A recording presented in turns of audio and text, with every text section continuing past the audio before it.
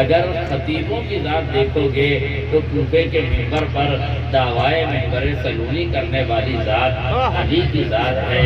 اگر شجاعان عرب کی فہرست نکالو گے تو شجاعان عرب میں امیر عرب علی کی ذات گرامی ہے۔ اگر ولیوں کی تاریخ میں علی، وصیوں کی تاریخ میں علی، حکیموں کی تاریخ دیکھو گے تو سب سے بہترین حکیم علی کی ذات ہے۔ قاضیوں کی فہرست دیکھو گے تو سب سے بہترین قاضی علی ہے، قضاوت کرنے والے علی ہیں۔ عادلوں کی فہرست دیکھو گے تو سب سے بہترین عدالت رکھنے والے کرنے والے علی ہیں۔ زاہدوں کی فہرست دیکھو گے تو زاہدوں کے سردار علی ہیں۔ حد یہ ہے درویشوں کی فہرست دیکھو گے تو پیر طریقت علی ہی کی ذات ہے۔ تو شرافتوں کا کون سا قبیلہ ہے جس میں علی علی نہیں کیا جاتا؟ منقبتوں کا کون سا قرینہ ہے جس میں علی علی نہیں کیا جاتا؟ ملنگوں کی کون سی زبان ہے جس سے علی علی نہیں ہوتا؟ مستانوں کا کون سا دل ہے جس کی دھڑکن میں علی نہیں رہتا؟ اہل علم کا کون سا شعور ہے جس میں علی نہیں بستا؟ حد یہ ہے کہ جس جگہ بھی آپ کائنات میں دیکھیں گے نور علی جلوہ فکر نظر آئے گا، جس فہرست میں دیکھیں گے نور علی جلوہ نظر آئے گا، نور علی کے جلوے نظر آئیں گے۔ آخر میں یہی کہا جا سکتا ہے ہر جا علی ملیں گے، نہ دامن بچائیے اور بچنا علی سے ہے تو جہنم بچائیے۔ اس طرح سے محمد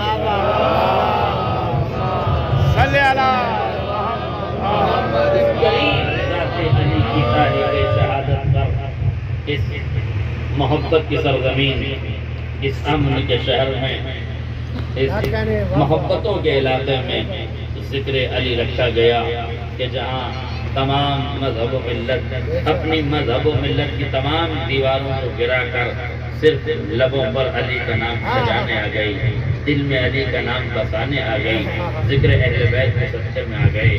دیکھیے یاد رکھیے گا کائنات میں امن کا پیغام دینے والے آل محمد ہی آپ کو ملیں گے اور کوئی نہیں ملے گا۔ یہ مسجد میں شہادت ہے، آپ جانتے ہیں 19 رمضان کی صبح کو علی کے سر پہ ضربت لگی ہے۔ سر پہ ضربت لگنا تھا، علی نے فرمایا اس کو بے رب الکعبہ، رب کعبہ کی قسم میں آج کامیاب ہو گیا۔ دیکھیے علی نے وکٹر کا نشان بدل دیا، علی نے فتح کی پریبھاشا بدل دی، علی نے جیت اور وجیتا کا عنوان بدل دیا۔ آج تک دنیا میدان میں قتل کر کے کامیاب ہوتی تھی، آج مسجد میں علی شہادت لے کے کامیابی کا اعلان کر رہا ہے، جس کا کہنا یہ ہے کہ مانوتا کا خون بہا کے کامیابی نہیں ملتی، اللہ کی راہ میں قربانی دے کے کامیابی۔ محمد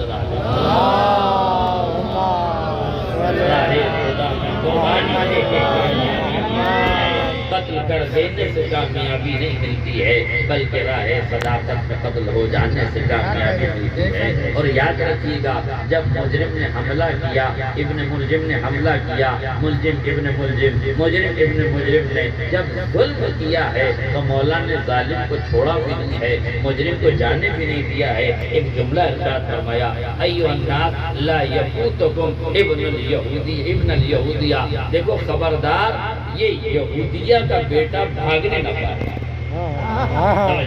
مولا آپ کو شہادت ملنا تھی مل گئی، آپ کو بارگاہ رب میں سرخرو ہونا تھا ہو گئے، آپ کی داڑھی خون سے خضاب ہونا تھی ہو گئی، آپ نے کامیابی کا اعلان کرنا تھا کر دیا، آپ بارگاہ خدا میں قبول و مقبول ہو گئے۔ ٹھیک ہے شہادت مل گئی تھی، ساری شہادت مل گئی تھی، رضایت رب مل گئی تھی، اب قاتل کو پکڑوانے کی کیا ضرورت تھی؟ علی بتانا چاہتے ہیں کائنات کو میں اپنا قاتل نہیں پکڑوا رہا ہوں، مسجدوں میں قتل کرنے والی قوم کو پکڑ رہا ہوں۔ سبحان اللہ بھائی سبحان اللہ، میں مسجدوں میں دھماکے کرنے والی قوم کو پکڑوا رہا ہوں، میں مسجدوں کو ویران کرنے والی قوم کو پکڑوا رہا ہوں، میں مسجدوں کو برباد کرنے والی قوم کو پکڑوا رہا ہوں۔ شکر ہے ہم ملک عزیز میں دامن امن میں رہ رہے ہیں، ورنہ پڑوس کے ملک میں آپ دیکھ رہے ہیں پشاور کی مسجد گواہ ہے، افغانستان کے حالات آپ کے سامنے ہیں، یہ دنیا کے بگڑتے ہوئے حالات علامتی طور پر ہم کو بتا رہے ہیں کہ ہمارا قبیلہ اور ہے، قاتلوں کا قبیلہ اور ہے۔ میرے توجہ کیجیے، ایک جملہ کہنا چاہتا ہوں۔ جمعے کے دن عمر صاحب، جمعے کے دن جمعے کی مسجد میں جمعے کے نمازیوں پر جمعے کے وقت حملہ ہو رہا ہے.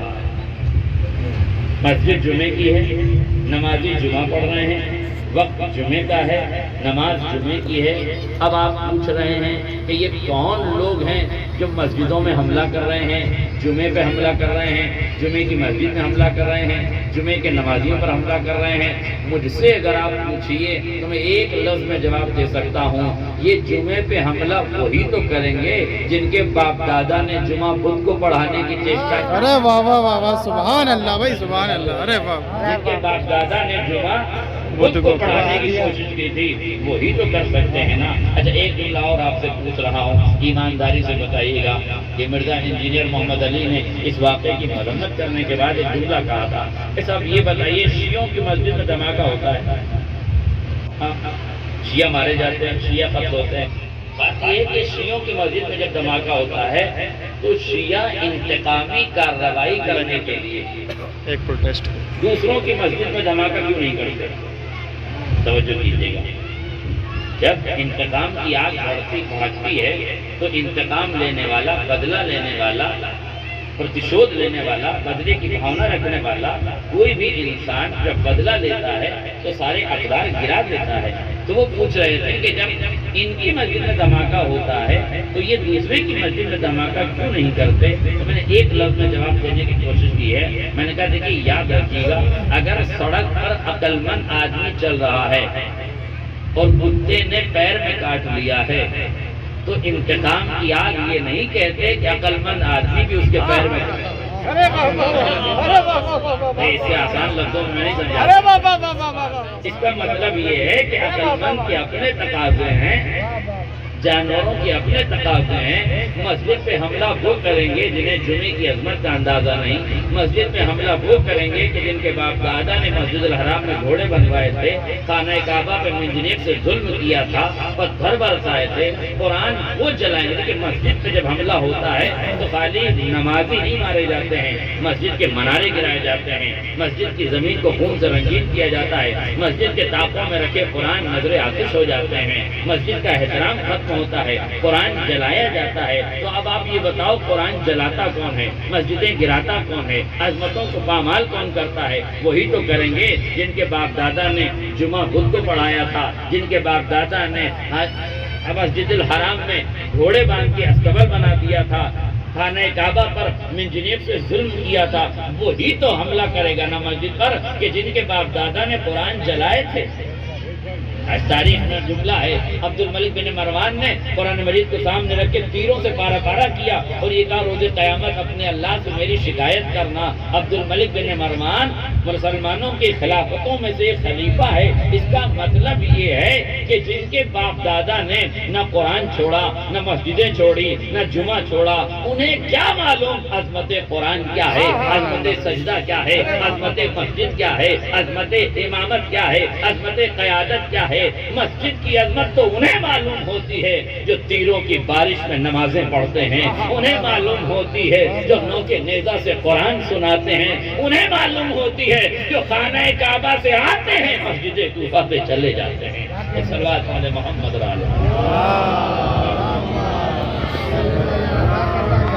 لہذا دھماکے کرنے والے دھماکہ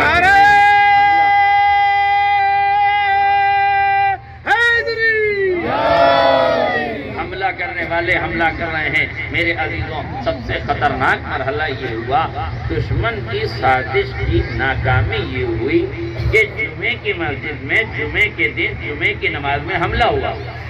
60 سے زیادہ لوگ شہید ہو گئے، مسجد کی زمین خون سے رنگین ہو گئی، مگر مغرب کی نماز میں پھر صفیں کھڑی ہو گئی.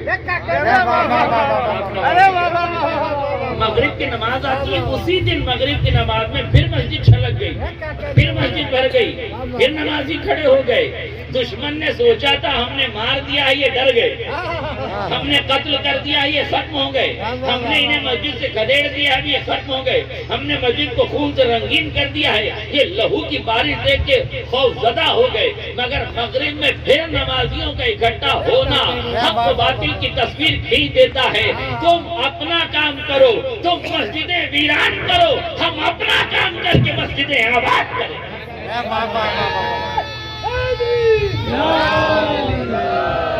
تمہارا کام مسجدیں ویران کرنا ہے، تم اپنا کام کرو، ہمارا کام مسجدیں آباد کرنا ہے، ہم اپنا کام کریں گے۔ اور یاد رکھیے گا، یہ مسجد میں صفیں بننا، مغرب کی نماز میں پھر اکٹھا ہونا، دوپہر میں شہادتیں دی ہیں، جنازے اٹھائے ہیں، مگر مغرب میں پھر مصلے بچھا دیے ہیں، پھر نمازیں ادا کرنے لگ گئے ہیں۔ اس کا مطلب یہ ہے کہ دنیا ہمیں قتل کر کے قتل کرنا چاہتی ہے، ہم قتل ہو کے مرتے نہیں ہیں، زندہ ہوتے ہیں۔ اسی لیے تو سید حسن نصر اللہ نے آل سعود و آل یہود کو متوجہ کرتے ہوئے ایک جملہ کہا تھا، اے آل سعود و آل یہود، ہم پر دھماکے کر کے، ہم پہ ظلم کر کے، ہمیں قتل کر کے، ہمیں شہید کر کے خوش فہمی میں مبتلا نہ ہو جانا۔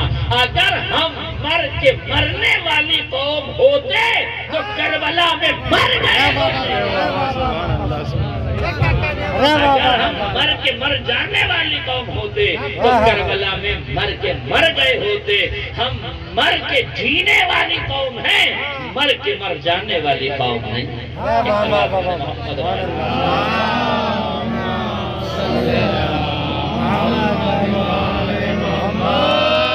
ہم پہ جتنے حملے ہوئے، ہم پہ جتنا ظلم ہوا، دیواروں میں ہم چنے گئے، قتل و غارت گری ہماری کی گئی، شروع سے لے کر آخر تک، کربلا سے لے کے آج تک ہم نے صرف شہادت کے پیمانے ہی تو چھلکائے ہیں۔ ہم نے ظلم کی آنکھوں میں آنکھیں ڈال کر ہی تو گفتگو کی ہے، ہم نے تو بھرے درباروں میں یہی اعلان کیا ہے، اے یزید تو کس بات سے ہمیں ڈرا رہا ہے؟ القتل لنا عادہ والشہادت لنا کرامہ۔ قتل ہو جانا ہمارا بچکانا انداز ہے، ہماری عادت ہے، اور قتل ہو جانا ہمارے لیے باعث کرامت ہے۔ اس کا مطلب یہ ہے کہ خوف کے ماحول میں، خوف کے ماحول میں، فتنے کے ماحول میں، فساد کے ماحول میں اگر زندگی بسر کرنا ہے تو فساد کو فساد سے نہیں کاٹا جاتا، ظلم کو ظلم سے نہیں کاٹا جاتا۔ غور کیجئے، علی کے سر پہ ضربت لگی ہے، قاتل پکڑا گیا ہے، توجہ، قاتل پکڑا گیا ہے، سر پہ ضربت لگانے والا پکڑا گیا ہے، علی زخمی حالت میں ہے، قاتل پسینے میں ڈوبا ہوا ہے، علی خون میں نہائے ہوئے ہیں۔ مگر دونوں تصویریں تو ملاحظہ کیجئے، جو خون میں ڈوبا تھا جب اس کے سامنے شربت پیش کیا گیا، علی نے کہا پہلے شربت قاتل کو پلاؤ۔ میرا جملہ واضح ہو جاتا، پہلے شربت قاتل کو پلاؤ۔ مولا یہ کیا ہے؟ کہ قاتل اپنے حساب سے کام کر کے ضربت لگاتا ہے، ہم اپنے معیار کو سامنے رکھ کے شربت پلاتے ہیں۔ قاتل ضربت دیتا ہے، ہم شربت دیتے ہیں۔ پھر میرا مولا کہتا ہے اس کی مشکیں ڈھیلی کر دو، اس کی رہائی میں کچھ کمی کر دو، مشکیں ڈھیلی کرا دی، اسے شربت پلایا۔ مولا یہ کیا ہے؟ کہ علی اپنی زندگی گزار کے جا رہا ہے، مگر علی والوں کو زندگی گزارنے کا سلیقہ، کبھی بھی ظلم کے مقابلے میں ظلم نہ کرنا، قتل کے مقابلے میں قتل نہ کرنا، فساد کے مقابلے میں فساد نہ کرنا، کرپشن کے دور میں تمہیں کرپشن نہیں کرنا ہے، بے ایمانی کے دور میں تمہیں بے ایمانی نہیں کرنا ہے، مہنگائی کے دور میں تمہیں ذخیرہ اندوزی نہیں کرنا ہے۔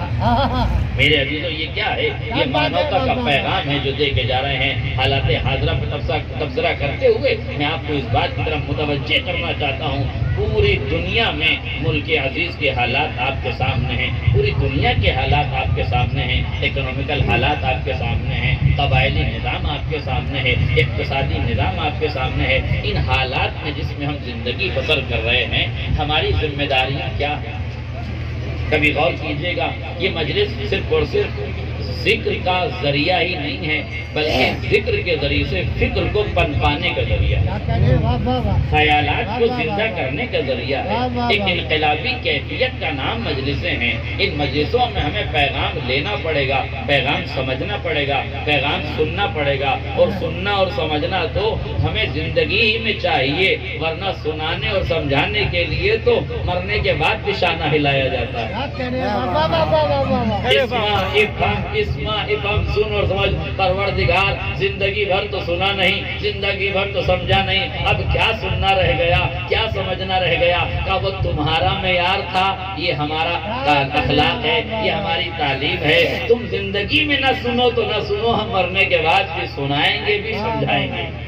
اس کا مطلب یہ کہ سننا بھی ہے، سمجھنا بھی ہے۔ حالات حاضرہ پر آپ دیکھ رہے ہیں، آپ کی باریک نظر ہے، کیا ہو رہا ہے، کیا ہونا چاہیے، کیا نہیں ہونا چاہیے، یہ سب آپ کے پیش نظر ہے۔ میں صرف ایک واقعے کے ذریعے سے، ایک روایت کے فکرے کے ذریعے سے آپ کی توجہ مبذول کرانا چاہتا ہوں۔ محسوس کیجیے گا تو بات آپ کے اذہان عالیہ تک پہنچ جائے گی۔ ایک صحابی ہے، لیکن میں نے کہا ہماری ذمہ داری کیا ہے، وہ ہمیں نبھانا ہے۔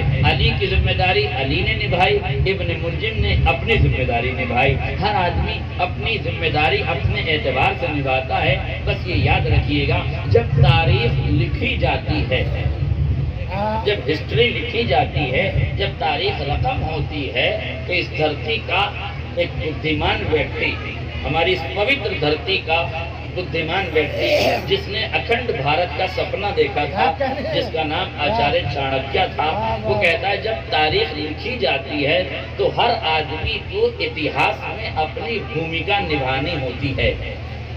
ہر آدمی تاریخ میں اپنی جگہ لیتا ہے اور اپنی جگہ نبھاتا ہے۔ ہسٹری لکھی جاتی ہے، تاریخ لکھی جاتی ہے، اتہاس رقم کیا جاتا ہے، اور اتہاس میں ہر آدمی کی اپنی ایک بھومکا ہوتی ہے جو اسے نبھانی ہوتی ہے۔ اسے نہیں معلوم ہوتا ہے کہ جو ہسٹری، جو تاریخ لکھی جا رہی ہے، وہ بھومکا جو نبھا رہا ہے، اس کا اثر کیا ہوگا، اس کا نتیجہ کیا ہوگا۔ اس کا نتیجہ ہوتا ہے جب بعد کی آنے والی نسلیں تاریخ پڑھتی ہیں تو اب یہ دیکھتی ہیں کہ اتہاس میں دیش پریمی کون تھا، دیش دروہی کون تھا۔ میرا جملہ واضح ہو جائے۔ تاریخ میں اب یہ دیکھا جاتا ہے دیش دروہی کون تھا، دیش پریمی کون تھا، دیش کو بچا کون رہا تھا، دیش کو بیچ کون رہا تھا، دیش کو لوٹ کون رہا تھا، دیش پر لٹا کون رہا تھا، دیش کے کو ٹکڑوں میں تقسیم کون کیے ہوئے تھا، دیش کی اکھنڈتا کو کون سامنے رکھے ہوئے تھا۔ تم تو تاریخ سے گزر جاؤ گے مگر تمہارا عمل تاریخ میں رہ جائے گا۔ اب جیسا عمل کرو گے ویسا ٹائٹل ملے گا۔ دیش بھکت بن کے جاؤ گے تو رحمت اللہ کہلاؤ گے، دیش دروہی بن کے جاؤ گے تو لعنت اللہ کہلاؤ گے۔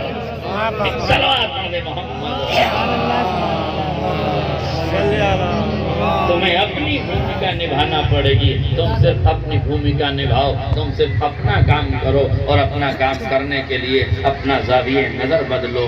ظلم سے ظلم کا جواب نہیں دیا جاتا، فساد سے فساد کا جواب نہیں دیا جاتا۔ ابھی کچھ دنوں پہلے آپ نے ایک نیوز سنی ہوگی، جس نیوز میں یہ تھا کہ عراق کے اندر جو ایرانی ایمبیسی تھی، عراق کے اندر جو ایران کا دودھواس، ایمبیسی، سفارت خانہ تھا، اسے کچھ اشتعال پسندوں نے، شر پسندوں نے، کچھ لوگوں نے ایران کی ایمبیسی کو نظر آتش کر دیا، جلا دیا۔ دیکھیے، انتقام کے مقابلے میں انتقام کی کارروائی ذہن اور تربیت پر منحصر ہوتی ہے۔ جیسی تربیت ہوتی ہے ویسی انتقامی کارروائی ہوتی ہے۔ جب عراق میں ایران کی ایمبیسی کو نظر آتش کر دیا تو ایران میں اسٹوڈنٹ نے ایک آرگنائزیشن بنائی، کچھ لوگوں کو جمع کیا، اور جمع کرنے کے بعد ان اسٹوڈنٹ نے ایران میں جو ایران کی ایمبیسی تھی اس کے پاس جا کے پھولوں کے گلدستے رکھ دیے۔ پھولوں کے گلدستے رکھ دیے۔ پوری دنیا کی میڈیا نے یہ دونوں تصویریں دنیا کو دکھائی کہ عراق میں دہشت گردوں نے ایران کی ایمبیسی کو جلا دیا، مگر ایران نے عراق کی ایمبیسی جو ایران میں تھی اس میں پھول کے گلدستے رکھ دیے، یہ بتانے کے لیے کہ تمہارا کام آگ لگانا ہے، ہمارا کام گل کھلانا ہے۔ تم اپنا کام کرو، ہم اپنا کام کریں گے۔ میں نے ایک لفظ کہا، جس کی جیسی ذہنیت ہوتی ہے، جس کی جیسی فطرت ہوتی ہے، جس کی جیسی طبیعت ہوتی ہے، نیچ آدمی سے اعلیٰ مقام کی توقع حماقت کی علامت ہے۔ اور گرے ہوئے لوگوں سے شرافت کی توقع کرنا یہ گری ہوئی بات ہے، بلکہ یاد رکھیے گا۔ ایک مثال دے دوں، ایک روایت پیش کر دوں تاکہ بات واضح ہو جائے کہ جس کی جیسی ذہنیت ہوتی ہے، جیسا ظرف ہوتا ہے، ہے ویسے ہی اس سے ماحول اور حالات بدلتے ہیں اور بنتے ہیں۔ توجہ فرمائیے گا، ایک صحابی ہے، علی کا چاہنے والا ہے، مولا کا چاہنے والا ہے۔ اس نے دیکھا کہ ایک دریا میں پانی میں بچھو ڈوب رہا ہے۔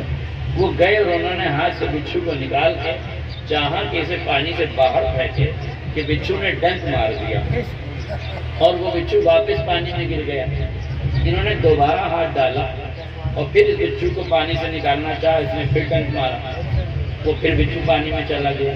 تیسری بار پھر انہوں نے نکالا اور نکالنے کے بعد اب قوت سے انہوں نے پکڑ کے اسے باہر کیا اور تیسری مرتبہ بھی اس نے ڈنک مار دیا مگر یہ بچ گیا۔ توجہ کیجیے گا، یہ بچ گیا۔ ایک شخص کھڑا ہوا دیکھا، توجہ کیجیے میری طرف، ایک شخص توجہ فرمائے، ایک شخص کھڑا ہوا دیکھ رہا تھا۔ اس نے آنے کے بعد کہا کہ بھائی تم یہ کر کیا رہے تھے؟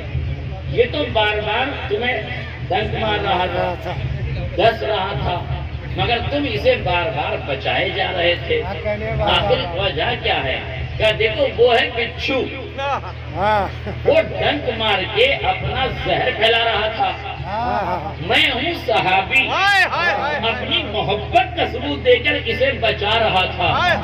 اس کا مطلب یہ ہے کہ چینلوں پہ بیٹھے ہوئے بچھو اپنا زہر سماج میں پھیلائیں گے، ان بچھوؤں کو اپنا کام کرنے دو، تم مجلسوں میں بیٹھ کر محبت کا تورق تریاق کی شکل میں تقسیم کرو، وہ نفرتیں پھیلاتے رہیں، تم محبتیں پھیلاتے رہیں، وہ نفرتیں پھیلاتے رہیں، تم محبتیں پھیلاتے رہو۔ دیکھیے اگر ہم نے اس دور میں اپنی ذمہ داریاں نہ نبھائی،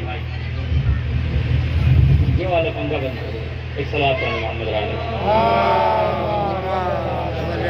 اگر ہم نے اس دور میں اپنی ذمہ داریاں نہ اور ہر ویکتی کو اپنی ویکتیگت سوچ سے اٹھ کر اپنے وجود میں انقلاب لانا چاہیے۔ اس لیے کہ یہ جو لڑائی ہے یہ استتو کی لڑائی ہے، آپ کے وجود کی لڑائی ہے۔ اس ظلم اور فساد میں آپ نے جو ذمہ داریاں نبھانی ہے، یہ حالات کتنے بد سے بدتر ہیں۔ خواتین بھی یہاں بیٹھی ہیں اور اچھی خاصی تعداد میں ہیں۔ میری مائیں بہنیں اگر متوجہ ہوں تو میں چند جملے ان کی خدمت میں عرض کروں تاکہ انہیں محسوس ہو اس برے وقت میں ان کی ذمہ داریاں کیا ہیں۔ ہر آدمی کی اپنی ذمہ داری ہے۔ میں ایک اسکول کا واقعہ آپ کو سنا دوں تاکہ آپ متوجہ ہو جائیں۔ ایک اسکول میں پرنسپل صاحب نے ایک فوٹوگرافر کو بلایا اور بلا کے کہا کہ بچوں کی فوٹو کھینچنی ہے، کتنے پیسے لیں گے؟ اس نے کہا صاحب ویسے تو 20 روپے لگتے ہیں، مگر اب شکشا کا معاملہ ہے، ودیارتھیوں کا معاملہ ہے، اسکول کا معاملہ ہے، تو ظاہر پاٹھشالہ ہے، تو ہم آپ سے 10 روپے ڈسکاؤنٹ کر دیں گے اور 10 روپے میں فوٹو کھینچ دیں گے۔ انہوں نے کہا ٹھیک۔ پرنسپل صاحب نے طے کر لیا معاملہ اور معاملہ طے کر کے اب اپنے کلاس ٹیچر کو بلایا اور کلاس ٹیچر کو بلا کے کہا کہ بچوں سے کہنا کل 20 روپے لے کر آنا۔ توڑ بٹا تو ہو گیا ہے، کل 20 روپے لے کر آئے۔ کلاس ٹیچر نے کہا ٹھیک ہے صاحب اعلان ہو جائے گا۔ کلاس ٹیچر اپنی کلاس میں گیا اور بچوں سے جا کے کہا کہ پرنسپل صاحب نے 50 روپے منگائے، کل آپ لوگ اپنے گھر سے 50 روپے لے کر آئیے گا۔ جس پاٹھشالہ کا پرنسپل اتنا ودوان اور مہان ہو، ظاہر ہے اس اسکول کا کلاس ٹیچر کتنا مہان ہوگا، اور جس کلاس ٹیچر جس اسکول کا اتنا مہان ہے، ظاہر ہے وہاں پڑھنے والا اسٹوڈنٹ اور ودیارتھی کتنا مہانتا کے درجے پر ہوگا۔ بچے نے کہا ٹھیک ہے سر کوئی بات نہیں جائیں گے۔ وہ گھر گیا، اپنی اماں سے کہا کہ کل کلاس ٹیچر صاحب نے 100 روپے منگائے، کل کلاس ٹیچر نے 100 روپے منگائے۔ اماں نے کہا کوئی بات نہیں، کہا کس لیے؟ کہا فوٹو کھینچے جائیں گے۔ کہا اچھا 100 روپے فوٹو کھینچے جائیں گے؟ کہا ہاں منگائے ہیں آپ کو دینا ہے۔ کہا اچھا ٹھیک ہے۔ اب ظاہر ہے کہ دیر سویر شوہر نامدار آئے، جب رات میں آرام کیا انہوں نے کہا کہ بھائی وہ کل بچے کی اسکول میں کلاس ٹیچر نے 200 روپے منگائے۔ ماں نے کہا اسکول کے ماسٹر نے 200 روپے منگائے۔ اب ظاہر ہے کہ اس مہنگائی کے دور میں کوئی فوٹو کھنچانے کے نام پہ 200 روپے مانگنے لگے تو مرد چیخے گا کہ نہیں، چلائے گا کہ نہیں کہ 200 روپے؟ مگر مرد کو بیوقوف بنانا تو صرف عورت ہی کا کام ہے نا۔ اس نے کہا کہ جب مہنگائی سب طرف بڑھ رہی ہے تو اس طرف بھی بڑھی ہے۔ آپ اسکول میں بچوں کو نہیں پڑھانا چاہتے، اسکولوں کی تو نوٹنکی یہی ہے، حالات یہی ہیں۔ بہرحال ایک جملہ ہے کہ جو کہیں قابو میں نہ آئے وہ یہی قابو میں آتا ہے، اور آتا بھی اس لیے کہ مرد شیر پہ سوار نہیں ہو سکتا، شیر کی سواری درگا ماتا ہی کے نصیب میں آ گئی، تو یہ مرد جو سب پہ سوار ہو جاتا ہے۔ اور فرمایا آپ اس لیے فوراً محترمہ نے کہا 200 روپے، شوہر نے دیا کہ 200 روپے نکال کے دے دیے۔ اب آپ مجھے ایمان سے بتائیے، کہتے ہیں ماں بچے کی تربیت کا پہلا اسکول ہے۔ کیا کہنا ہے؟ ماں تربیت کا پہلا اسکول ہے۔ جب پہلے ہی اسکول میں ہے نا، خشت اول چونہد معمار کج، دا سریا می رمت دیوار کج، اگر پہلی ہی اینٹ کسی عمارت کی ٹیڑھی رکھ دی جائے تو چاہے ستارہ سریا تک اسے کھینچ کے لے جاؤ، اس کی دیوار ٹیڑھی ہی رہے گی۔ کیوں؟ اس لیے کہ نیو ٹیڑھی ہے۔ تو جس سماج میں ماں کرپٹ ہو جائے، جس سماج میں پرنسپل کرپٹ ہو جائے، جس سماج میں اسکول کرپٹ ہو جائے، جس سماج میں ودیارتھی کرپٹ ہو جائے، میرے عزیزو اس سماج میں آپ علم کی تمنا کیسے کر سکتے ہیں؟ علم کی توقع کیسے رکھ سکتے ہیں؟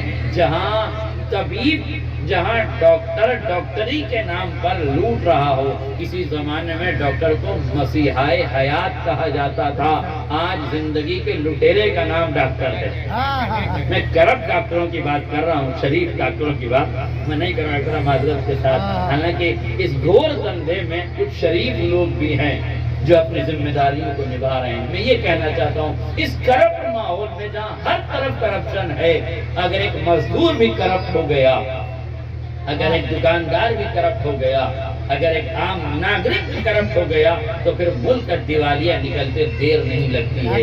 اس لیے جہاں جہاں کرپٹ ہو رہا ہے انہیں کرپٹ رہنے دیں۔ وہ کرپشن کر کے مال حرام اپنے بچوں کے پیٹوں میں اتار رہے ہیں۔ کمال مال حرام کمانا نہیں ہے، کمال مال حلال کما کر بچوں کی تربیت کرنا ہے۔ ایک سلوات پڑھیں محمد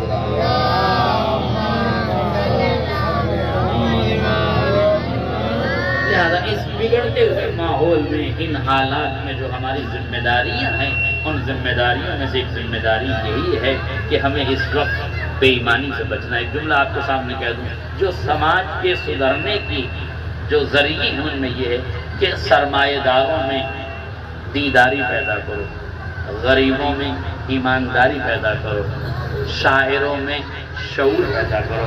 اگر بڑی معذرت کے ساتھ، اگر شاعر میں شعور نہیں ہوگا تو دولت کے حصول کے لیے شراب کی محفلوں میں یہ مصرع پڑے گا جب امام آئیں گے، شراب کی محفلوں میں یہ مصرع پڑے گا جب امام آئیں گے۔ اور جب شاعر اپنا شعور بیچ دے گا تو وہ خاک شفا جس کا پہلا ذرہ زبان پر آیا تو تکلم کی صلاحیت پیدا ہو گئی، وہی آدمی نیچتا پہ جب آئے گا تو خاک شفا کو نیلام کرتا نظر آئے گا۔ ایسے برے ماحول میں عقیدوں کی حفاظت بھی ضروری ہے، اعمال کی حفاظت بھی ضروری ہے، نظریات کی حفاظت بھی ضروری ہے۔ اس سماج کو بنانے کے لیے حسن عمل چاہیے، حسن نظر چاہیے، حسن عقیدہ چاہیے۔ میرے عزیزوں، گھر گرانے میں وقت نہیں لگتا، گھر بنانے میں وقت لگتا ہے۔ ملک کو برباد کرنے میں وقت نہیں لگتا، ملک کو آباد کرنے میں وقت لگتا ہے۔ تم محنتوں سے ملک بناؤ، یہ تمہاری ذمہ داری ہے۔ دشمنوں کو اپنا کام کرنے دو، یہ ان کی ذمہ داری ہے۔ جو زہر پھیلا رہے ہیں انہیں زہر پھیلانے دو، جو امرت بانٹنا چاہتے ہیں انہیں امرت تقسیم کرنے دو۔ ایک صلوات پڑھیں محمد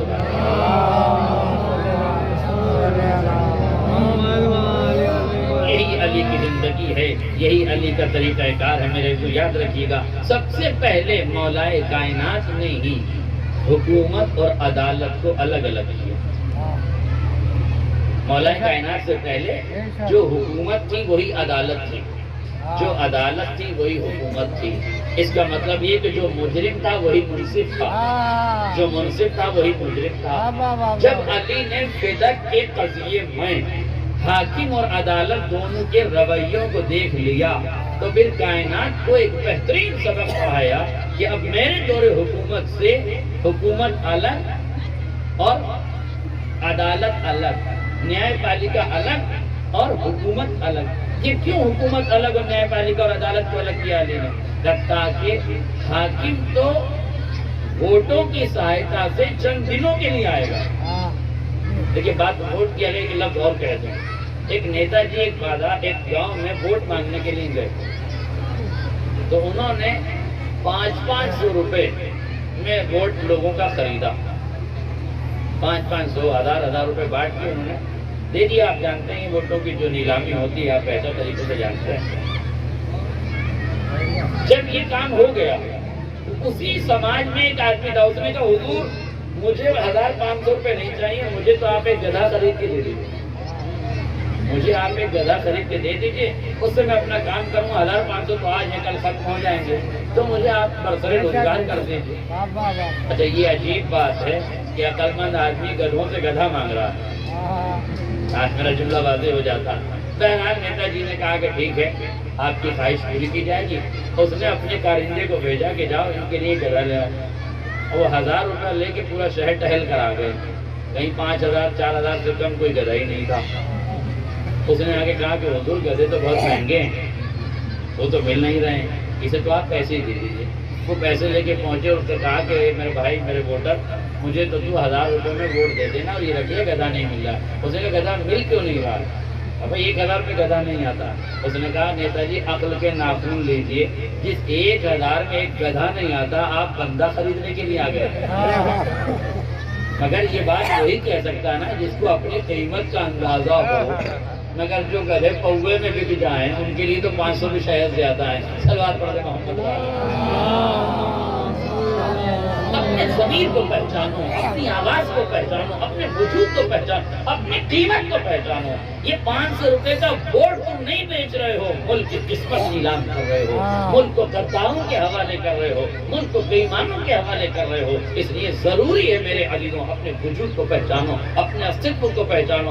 وقت آ گیا ہے بھارت کو بچانے کا، وقت آ گیا ہے ملک کی محبت کا اظہار کرنے کا، وقت آ گیا ہے دیش سے دیش دروہیوں کے نکالنے کا، وقت آ گیا ہے دیش پر لگے ہوئے داغ اور دھبوں کو ہٹانے کا۔ اور یہ داغ اور دھبے وہی ہٹا سکتے ہیں جن کے آنگن میں علم کے اجالے ہوں، جن کے مزاج میں شمع علم روشن ہو۔ جہالتیں برباد کرتی ہیں، علم آباد کرتے ہیں۔ یہ طے کرنا پڑے گا، یہ فساد کروانے والے فساد نہیں کرواتے ہیں، آنے والی نسل کو شکشا سے دور رکھتے ہیں۔ یہ اہنکار ہے اور اہنکار سدیو باقی نہیں رہتا، اہنکار کسی کا باقی نہیں رہتا۔ آپ کو بتاؤں اہنکار کس درجے پہ پہنچتا ہے تو کس منزل پہ ختم ہو جاتا ہے۔ آپ نے سنا ہے کہ جب راون کا آخری شن آیا، آخری وقت آیا، وہ مرنے لگا، جانے لگا، تو شری رام جی نے اپنے بھائی شری لکشمن جی سے کہا کہ جاؤ راون بہت بڑا گیانی تھا، اس سے گیان پراپت کرو۔ دیکھیے شکشا کا مہتو محسوس کریں، دھرم شکشا سکھاتی ہے، ادھرمی لوگ ہیں جو شکشا کے دشمن ہیں۔ کبھی دھرم کا پالن کرنے والا یونیورسٹیوں میں آگ نہیں لگاتا، کبھی اسکول کو برباد کرنے والے لوگ وہ نہیں ہوتے جو دھرمی ہوں، ادھرمی ہوتے ہیں جو اسکول برباد کرتے ہیں۔ اس لیے کہ انہیں معلوم ہے یہ اسکول نہیں ہوتا ہے، یہ دھرم کا مندر ہے، یہ شکشا کا مندر ہے، یہ پوتر استھان ہوتا ہے۔ اس لیے غور کیجیے گا، جب آخری شن راون کا ہے اور کہا جناب شری رام مریادا پروشوتم شری رام جی نے لکشمن جی سے کہ جاؤ یہ بہت بڑا گیانی تھا، اس سے گیان پراپت کرو۔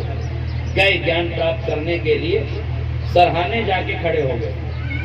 جیسے ہی راون کے سرہانے جا کے کھڑے ہوئے، راون سے کہا کہ میرے بھراتا شری نے مجھے بھیجا ہے کہ تم بہت بڑا گیانی تھا، میں تم سے گیان پراپت کرنے آیا ہوں، مجھے گیان دو۔ راون نے سر سے پیر تک، نیچے سے اوپر تک انہیں دیکھا اور دیکھنے کے بعد کہا کہ جاؤ یہاں سے، تمہیں تو ابھی شکشا پراپت کرنے کا سلیقہ بھی نہیں ہے، یہاں سے جاؤ۔ ظاہر ہے شری لکشمن جی غیظ و غضب میں واپس پہنچے۔ پہنچنے کے بعد کہا بھراتا شری اہنکار دیکھ رہے ہیں، غرور دیکھ رہے ہیں، ایگو دیکھ رہے ہیں، تکبر دیکھ رہے ہیں، ایٹیٹیوڈ دیکھیے راون کا۔ مرسی کے دوار پر کھڑا ہے، آخری شڑ ہے، لاسٹ مومنٹ ہے، آن دا اسپاٹ جانے والا ہے، ختم ہونے والا ہے، مگر اہنکار دیکھیے مجھ سے کہہ رہا ہے کہ تمہیں شکشا پراپت کرنے کا سلیقہ نہیں آتا۔ شری رام جی نے پوچھا یہ بتاؤ تم کھڑے کہاں سے؟ کہا میں سراہنے کھڑا تھا۔ تم کھڑے کہاں تھے؟ کہا میں سراہنے کھڑا تھا۔ کہا یہ تمہاری غلطی ہے، گیان ہمیشہ گرو کے چرنوں سے پراپت کیا۔ میں آپ سے پوچھ رہا ہوں، غور کیجئے، شری لکشمن جی غیظ و غضب میں آئے تھے کہ نہیں؟ تو غضبناک آدمی کو علم سے چپ کیا گیا یا غضب سے چپ کیا گیا؟ جملہ واضح ہو جائے۔ رام راجیہ کی پریبھاشا یہ ہے کہ کوئی قوم اگر طیش میں آ بھی جائے تو طیش کی وانی طیش نہیں ہوتی ہے، محبت سے بات کرو تو غضب ٹھنڈا ہو جاتا ہے۔ محبت سے بات کرو تو غضب ٹھنڈا ہو جاتا ہے۔ لکشمن جی کے غضب کو رام جی کی وانی نے نمرتا پوروک کرنے والی گفتگو نے غضب کا خاتمہ کر دیا۔ فوراً کہا جاؤ چرنوں میں کھڑے ہو جاؤ۔ اب یہ پہنچے ہیں، چرنوں میں کھڑے ہو گئے۔ کہا میرا بھراتا شری نے بھیجا ہے، مجھے گیان پراپت کرنا ہے۔ کہا اب تم صحیح جگہ کھڑے ہو، بتاؤ جس دھرم میں شکشا گرہن کرنے کی جگہ کی عظمت ہو وہاں شکشا کی کتنی عظمت ہوگی۔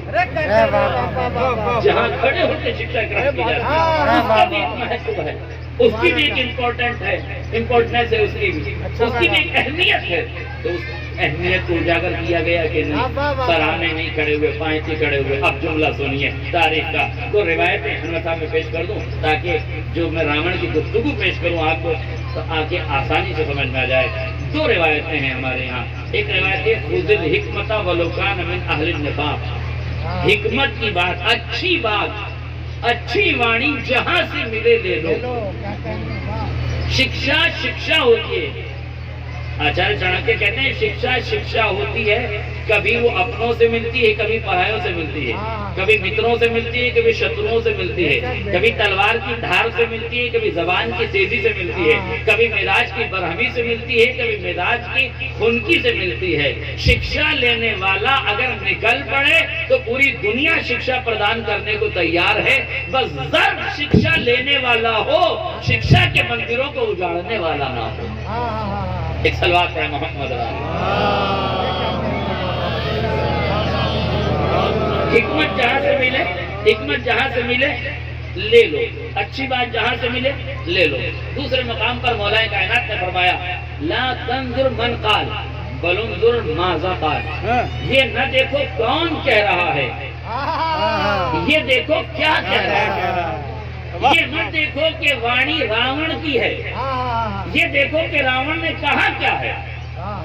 راون نے جیسے ہی اس نے کہا شری لکشمن جی نے کہ مجھے جان دو، تم بہت بڑے جانی ہو، تو اب راون کہتا ہے ہاں اب تم صحیح جگہ کھڑے ہو، اب تم شکشا گرہن کرنے کے اتیتھی ہو، تم اس بات کے حقدار ہو کہ تم لے سکتے ہو شکشا۔ تو اب میری بات سنو، میں راون تم کو یہ بتا رہا ہوں، وہ یہ کہتا ہے میں یہ تم کو بتا رہا ہوں کہ اس بات کا دھیان رکھنا، مجھے ہزاروں دیوی دیوتاؤں کا وردان پراپت تھا، کسی طاقت میں اتنی طاقت نہیں تھی کہ میرا بال بیکا کرتی، مگر میں اس نتیجے کو پہنچا ہوں اپنے اہنکار سے، اپنے ایٹیٹیوڈ سے، اپنے ایگو سے، اپنے تکبر سے، اپنے غرور سے، اپنے گھمنڈ سے۔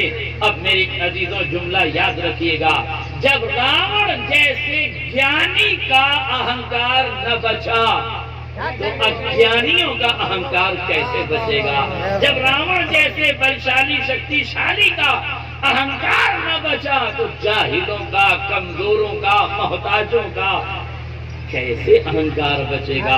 اس لیے اہنکار سے بچو کہ یہ اہنکار اچھی چیز نہیں ہے۔ میرے جو یاد رکھیے گا علی نے حکومت اور عدالت کو الگ الگ کیا، اور زیادہ وقت میرے پاس نہیں ہے، میں گفتگو کو آخری مرحلوں میں لے کے جا رہا ہوں۔ جب علی نے عدالت اور حکومت کو الگ کر تو اپنے حکومت کے زمانے میں بھی آپ کے یہاں عدالت الگ تھی، حکومت الگ۔ دو عورتیں لڑتی ہوئی آئی، بس آخری فکر سنیے، سنا ہوا ہے، صرف خواتین تک ایک میسج کنوے کرنا چاہتا ہوں، اس کے لیے واقعہ پڑھا۔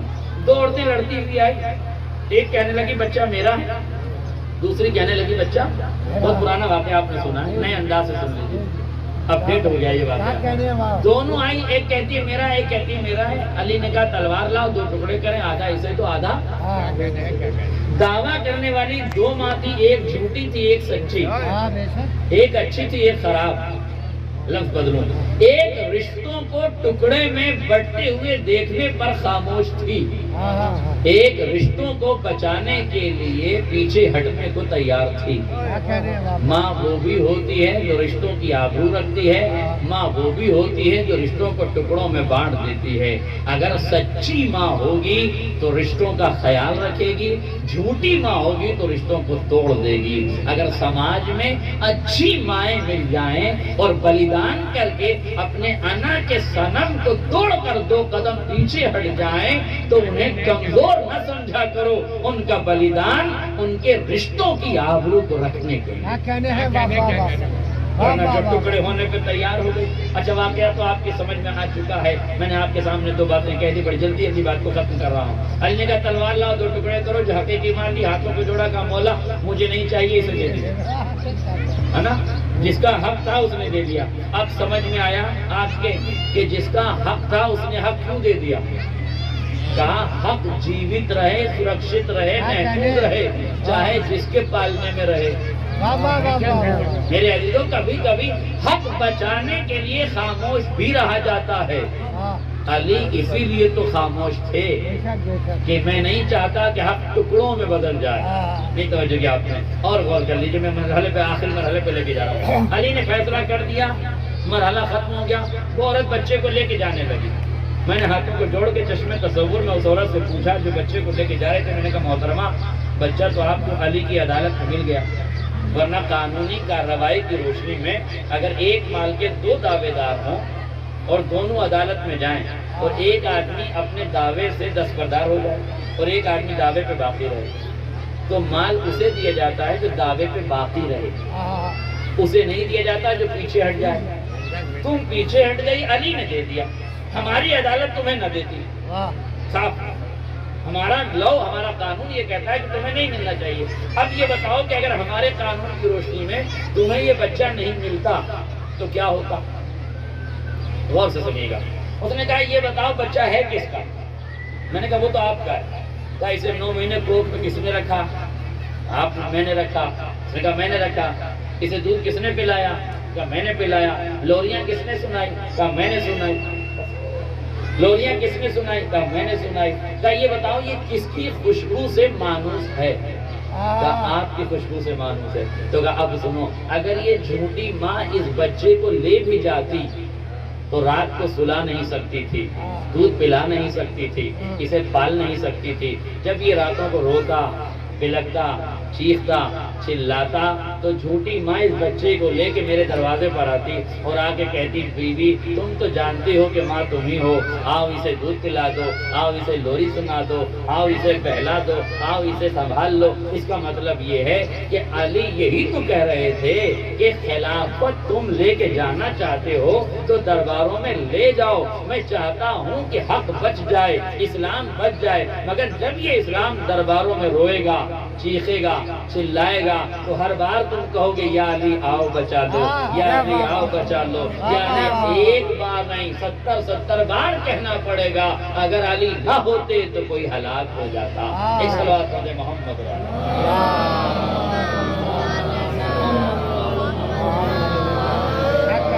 بس میرے عزیزوں، میں نے گفتگو تمام کر دی، بہت بہترین انداز سے آپ نے سنا ہے اور بہت اب دامن وقت میں گنجائش نہیں ہے۔ 7:20 پر مجھے بتایا گیا ہے کہ اذان ہے، ظاہر ہے 7:15 تک پروگرام مکمل ہو جانا ہے۔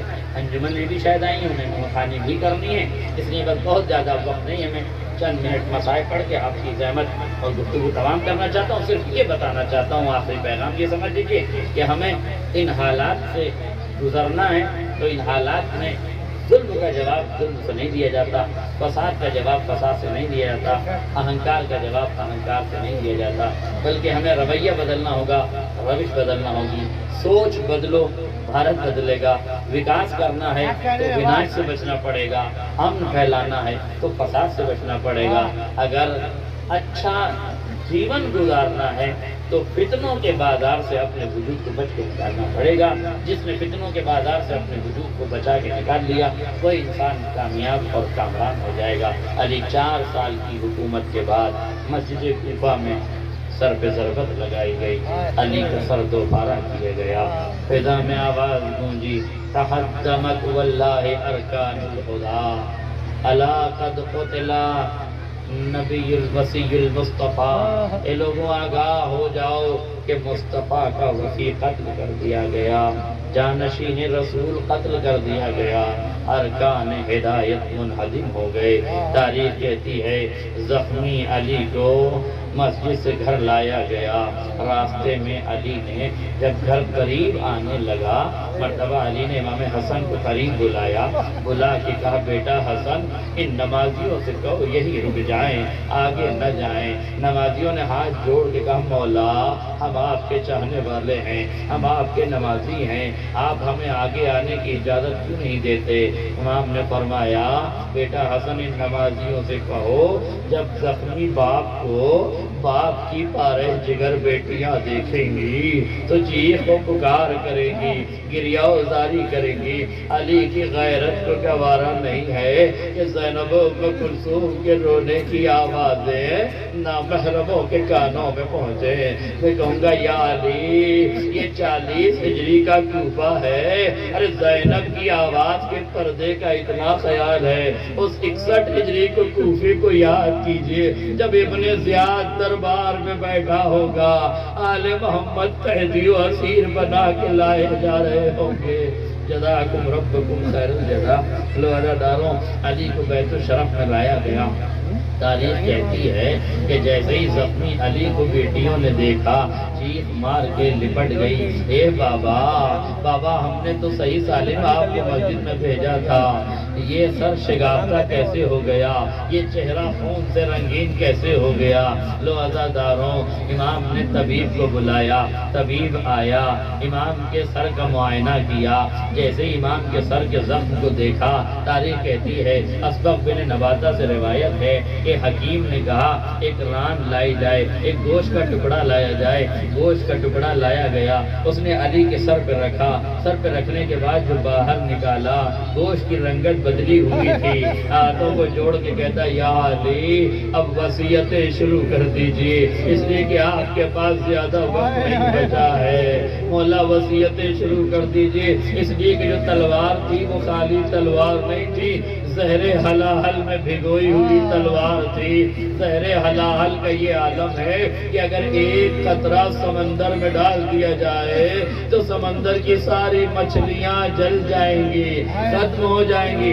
अगर इस तरह अगर एक कतरा इस जहर का तनावर दरख्त में डाल दिया जाए तो चंद लम्हों में दरख्त खाकिस्तर हो जाएगा। इतना शदीद जहर है, आपके जिस्म में सरायत कर चुका है। मौला हसन ने पूछा, कोई इलाज तजवीज़ कर दो। का कोई इलाज तो नहीं है, लेकिन हाँ, ज्यादा से ज्यादा अपने बाबा को दूध पिलाना शुरू कर दो। जितना तुम्हारे बाबा दूध पिएंगे उतना ही ये कुछ देर और जिंदा रहेंगे। भाई, इतना सुनना था। अरे कूफे के यतीमों को खबर मिल गई, आज हमारा बाबा अली जो शब की तन्हाई में हमें खाना पहुंचाता है, जो शब की तन्हाई में हमें आज़ूक़े हयात फराहम करता है, वो अली जख्मी हालत में है। जैसे इमाम हसन ने दरवाजा खोला, देखा कूफे के यतीम बच्चों के एक जम्मे गफीर हाथों में दूध के कूजे लिए हुए हैं। हे आका हसन, हमारा बाबा अली जख्मी है, हमारे बाबा अली को दूध की जरूरत है। इमाम हुसैन ने मंजर देख लिया, ज़ैनब ने मंजर देख लिया, उम्मे कुलसूम ने मंजर देख लिया, बाप जख्मी है। अरे दूध के कूजे लेके पूरे कूफे के यतीम बच्चे दरवाजे पर है, लेकिन हाय हुसैन के यतीम बच्चे अलादश की सदाएं बुलंद कर रहे हैं, مگر آنکھ اور ہاتھ پہ پہرا لگا ہوا ہے. ارے ساقی کے چھکے کے دونوں بازو قلم ہو چکے ہیں, کوئی پانی پلانے والا نہیں ہے. جزاکم ربکم خیر الجزا. بس میں نے دعا کو ختم کر دیا. لو عزاداروں, علی وصیتیں کر رہے ہیں. علی کی وصیتوں میں 2 وصیتیں تاریخ میں لکھی ہیں, بہت سی وصیتیں لکھی ہیں, مگر میں 2 وصیتیں آپ کو سنا دوں, گفتگو مکمل ہو جائے. ابھی مولا کا تابوت برآمد ہوگا, آپ زیارت کریں گے. بس 2 چند منٹ اور زحمت کر لیجئے. روایت کے فقرے یہ ہیں, علی نے 2 وصیتیں کی. پہلے جب وصیت کی تو سب کا ہاتھ اٹھا, سب کا ہاتھ لیا اور امام حسن کے ہاتھ میں دے دیا. اے بیٹا حسن, تم گھر کے بڑے ہو, ان سب کا خیال رکھنا. یہ ایک وصیت ہوئی. دوسری وصیت میں تاریخ کہتی ہے, امام نے فرمایا, اے بیٹا حسین, میرے بیٹے سید الساجدین کو لاؤ, میرے وقت کے علی کو لاؤ. چوتھے امام کی پیدائش 38 ہجری میں ہوئی ہے, 2 سال کے چوتھے امام ہیں. چوتھے امام کو لایا گیا. علی نے اپنے پوتے کو اپنی آغوش میں لیا, آنکھوں میں آنکھیں ڈال کے علی نے علی سے کچھ کہا. مجھے نہیں معلوم کہ کوفے کے پہلے علی نے, ارے کوفے کے چوتھے علی سے کیا کہا, لیکن آنکھوں میں کچھ گفتگو ہوئی. اس کے بعد علی نے سید سجاد کی مٹھیوں کو کھولا. مٹھیوں کو کھولنے کے بعد زینب کو قریب بلایا, زینب کی انگوش کو پکڑا, سید سجاد کی مٹھی میں دیا. سید سجاد نے اپنی مٹھی کو بند کر لیا. علی نے آنکھوں میں سمجھایا, میرے لال علی, میری بیٹی زینب کا خیال رکھنا, کوفہ و شام کا دربار ہوگا. سید سجاد, تیرا وجود زینب کے لیے علی کے مسابت میں سہارا ہوگا. اے میرے لال سجاد, زینب کا خیال رکھنا. اور دوسری روایت کے فقرے یہ ہیں, جب سے وصیتیں ہو چکی, جناب عباس زانوں میں سر دے کے بیٹھے ہیں. ام البنین نے پوچھا, بیٹا ایسے کیوں بیٹھے ہو؟ کہا بابا نے سب کو سب کے حوالے کر دیا, مجھے کسی کے حوالے نہ کیا. ام البنین نے عباس کا بازو تھاما, علی کی بارگاہ عقیدت میں پہنچی, ہاتھوں کو جوڑ کے پوچھا, میرے والیو وارث, عباس سے کون سی خطا ہو گئی, ابھی تک اسے وصیت کے دائرے میں شامل نہ کیا. علی نے عباس کو قریب بلایا, کلیجے سے لگایا, آنکھوں میں آنکھیں ڈال کے کہا, عباس میں تجھے کیسے بھول سکتا ہوں, ارے تو اپنے بابا کی شبیہ ہے نا. اتنا کہہ کے حسین کو طلب کیا. حسین قریب آئے. اب تک روایت کا دستور بدل گیا, چھوٹوں کو بڑے کے حوالے کیا جا رہا تھا, مگر اب حسین کا ہاتھ تھاما, عباس کے ہاتھ میں دے دیا. عباس کی آنکھوں میں آنکھ ڈال کے کہا, میرے لال عباس, ارے تو علی کا بیٹا ہے, حسین رسول کا بیٹا ہے. جیسے میں نے رسول کی حفاظت کی ہے, تجھے حسین کی حفاظت کرنا ہے. مجھ سے وعدہ کر, جب تک زندہ رہنا حسین پر کوئی آنچ نہیں آنی چاہیے, حسین پر کوئی زخم نہیں لگنا چاہیے. عباس علی کی پرچھائی کا نام, عباس علی کی شبیہ کا نام, عباس علی کا عکس یقین. بیٹا ہاتھوں کو جوڑ کے کہتا ہے, بابا جب تک بازو سلامت ہے کسی میں ہمت نہیں. حسین کی طرف نظر اٹھا کے دیکھے, لوادارو علی نے آخری ہچکی لی, جنازہ تیار ہوا, علی کا تابوت بنا, علی کا تابوت گھر سے نکلا. عزادارو یاد رکھنا, اگر کسی کا باپ مر جائے اور مرنے والے کے 10 بیٹے ہونا, تو گاؤں والوں کو پتہ نہیں چلتا کہ کسی کا باپ مر گیا, لیکن مرنے والے کی 1 بیٹی ہونا تو اپنے بابا پہ ایسے بلک کے روتی ہے, پورے گاؤں کو پتہ چل جاتا. آئے علی کی 2 بیٹیاں, اب جو رونا شروع کیا, گریہزاری شروع کی, عجب نہیں آسمان کو زلزلے آنے لگے ہوں. علی کا تابوت اٹھا, وصیت کی مرے لاڈلو, آگے سے تابوت چھوڑ دینا, پیچھے سے اٹھانا, آگے سے اللہ اپنے نمائندوں کو بھیجے گا.